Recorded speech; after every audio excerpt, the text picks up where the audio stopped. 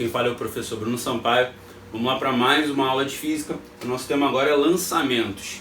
No caso, nossos objetivos são estudar o comportamento de lançamentos horizontais e oblíquos. Começando aí com o lançamento horizontal. Lançamento horizontal se dá quando a gente pega algum objeto e lança ele de uma certa altura com relação ao chão, mas no caso nosso lançamento inteiro inicial é na direção horizontal. Então a gente tem um movimento que começa com uma certa velocidade inicial V0, mas toda ela está na direção horizontal. Então estou representando aqui inclusive horizontal, mas para a direita. Como que vai ser o trajeto desse movimento de lançamento horizontal? Ele vai ser um trajeto que vai permanecer indo para a direita, mas ele também vai cair devido à ação da aceleração da gravidade local. Então o que vai acontecer ali de fato é esse movimento. Ele continua indo para a direita, porque ele foi lançado para a direita, mas ele cai cada vez mais rápido. Ele cai com um movimento acelerado. Então a trajetória que vai formar essa curvinha característica que a gente chama de trajetória parabólica. No caso é exatamente a metade de uma parábola. Ela já começa aqui no meio e termina ali quando chega ao chão. Para estudar esse movimento, o que a gente vai fazer é decompor o movimento em duas partes. Porque o movimento como um todo, ele não tem uma classificação muito bem definida. Mas quando a gente trabalha com direções separadas, a gente consegue classificar o movimento de maneira mais tradicional. Por exemplo, na parte vertical, o que nós temos aqui é a variação de altura com um movimento que possui gravidade. Isso é um movimento característico, que tem a aceleração e, no caso, a gravidade local, nas proximidades da superfície, a gente pode considerar com valor constante. Então é um movimento uniformemente variado. E se esse lançamento ocorrer com uma resistência do ar muito pequena, que a gente considere como desprezível, isso daqui vai ser um movimento uniformemente variado de fato. E na horizontal não tem nada para mudar o movimento, então será um movimento uniforme, que a gente vai estudar na parte vertical como deslocamento referente à variação de altura, e na parte horizontal o deslocamento a gente chama de alcance. Então ficaria assim, ó, a aceleração vertical desse movimento, vertical a gente representa pela direção Y, é exatamente a gravidade. O deslocamento vertical é exatamente a variação de altura que ele teve. E o deslocamento horizontal é o que a gente chama de alcance do lançamento. A gravidade, ela pode ser positiva ou negativa, né? No caso a aceleração como um todo. E aí depende de como a gente está trabalhando com o movimento. No lançamento horizontal, o ideal é a gente colocar ela com valor positivo, pois o movimento ele é de descida. Então o deslocamento está para baixo, a velocidade está para baixo. Como a aceleração acompanha o deslocamento e a velocidade, nessas condições, a gente coloca ela com sinal de mais também. Então fica muito fácil, só trabalhar com todos os valores positivos, porque o movimento já possui descida, no caso aí movimento vertical de descida, deslocamento para baixo, velocidade para baixo, e a aceleração acompanha nessas condições. Então na horizontal a gente tem um movimento que é uniforme, e na vertical a gente tem um movimento que ele é uniformemente variado. E esses movimentos a gente já conhece, as equações que a gente aprende, a gente pode usar, a gente só tem que saber separar as informações. Porque na horizontal é um tipo de movimento, na vertical é outro tipo de movimento. Então na horizontal o que a gente tem aqui é que a velocidade horizontal ela se mantém, movimento uniforme, e ela é sempre igual à velocidade com que ele foi lançado, porque ele foi lançado totalmente na horizontal. Essa velocidade se mantém até o fim. Na vertical é que é diferente. Na vertical ele começa com velocidade zero, pois ele foi lançado na horizontal. Então ele não tinha velocidade inicial de queda, mas ele começa a cair devido à aceleração da gravidade. Então ele tem uma aceleração equivalente à gravidade. Outras coisas que a gente pode ver sobre o lançamento horizontal, né? A parte horizontal do movimento, como ele é uniforme, nos permite usar essa equação. V igual a ΔS sobre ΔT, exatamente porque é uma parte que possui movimento constante. Então, substituindo pelos valores que a gente está empregando desse movimento específico, o que a gente tem aqui Vx, que é a velocidade horizontal, é igual ao deslocamento, que é o que a gente chama de alcance do lançamento, dividido pelo tempo. A parte vertical desse movimento ele é uniformemente variado, como a gente já havia falado. Então o que a gente já sabe é que ele começa sempre com velocidade zero e ele é acelerado com a aceleração da gravidade. Só que por ser movimento uniformemente variado, as equações do move elas vão valer a função horária do espaço, a da velocidade e a equação de Torricelli. E geralmente a gente faz algumas adaptações em cima disso, né? Velocidade inicial é zero para esse tipo de lançamento e a aceleração é o g de gravidade. Além do mais, o deslocamento na vertical ele representa a variação de altura. Estou fazendo essas substituições, o que nós temos são essas equações para o movimento vertical.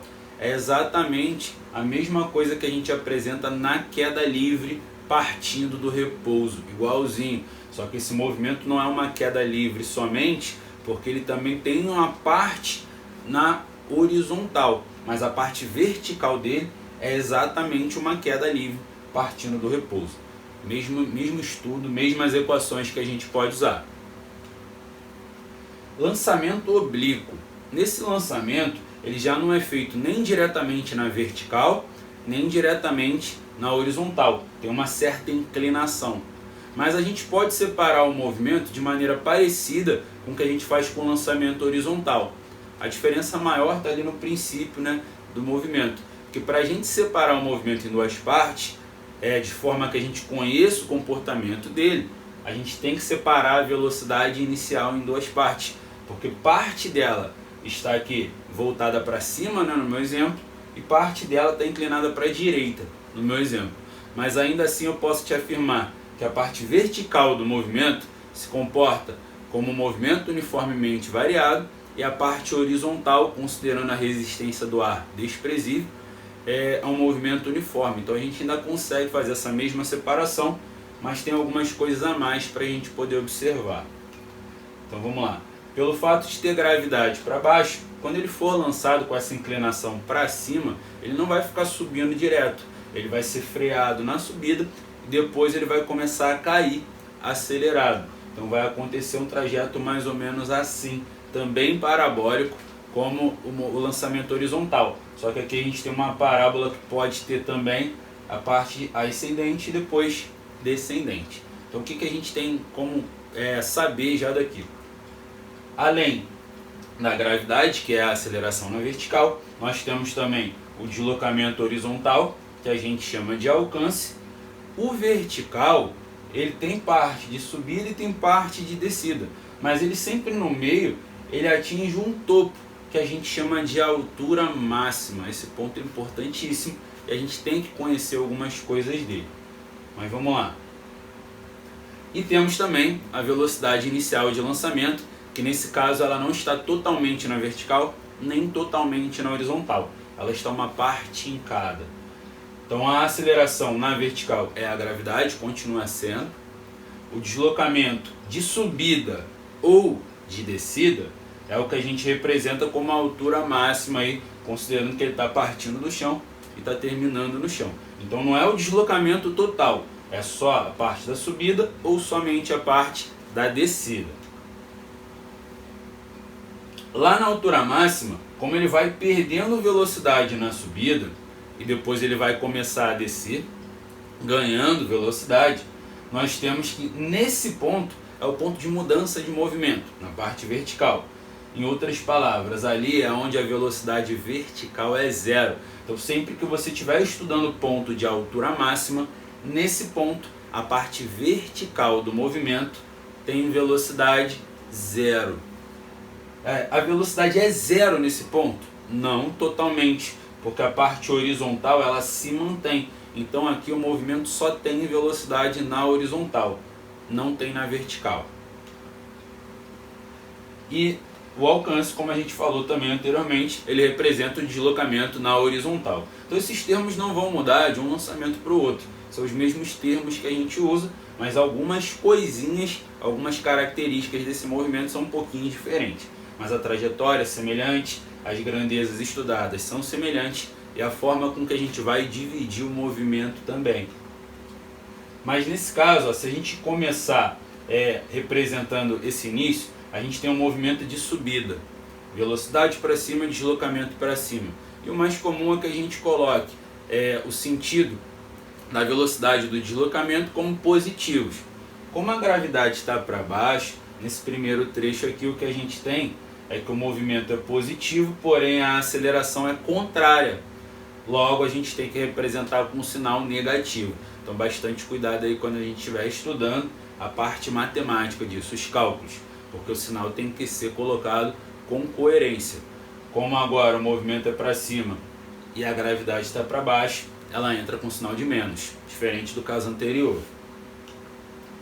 E essa velocidade inicial, o início de tudo, é a gente decompor. A gente tem que separar em duas partes, a parte vertical e a parte horizontal, que é uma velocidade que se mantém até o fim. A vertical não, ela vai mudando, porque é uniformemente variado, mas na horizontal ela fica constante. E aí a gente tem que lembrar como é que a gente faz para decompor um vetor, para separá-lo em componentes em direções que são convenientes para mim, que no meu caso é horizontal e vertical. E para isso, geralmente a gente tem um ângulo. A maioria das vezes o ângulo de lançamento dado é o ângulo entre a velocidade que foi lançado e a horizontal. A maioria dos casos é assim. Então, o que a gente já sabe aí sobre esse movimento? Na horizontal, ele é uniforme, mesma coisa do anterior. Na vertical, uniformemente variado. Onde na horizontal, a parte da velocidade horizontal é uma componente do V0. Como o ângulo está aqui entre o V0 e a horizontal, basta tu pegar a velocidade inicial e multiplicar pelo cosseno desse ângulo. Na parte vertical, a velocidade inicial não é zero, mas ela também é uma componente do V0.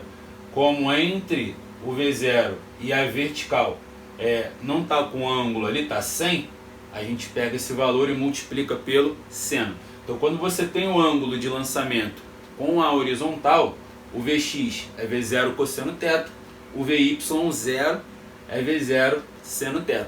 E a aceleração permanece sendo a gravidade. Então, com relação às equações, o que a gente pode usar aí?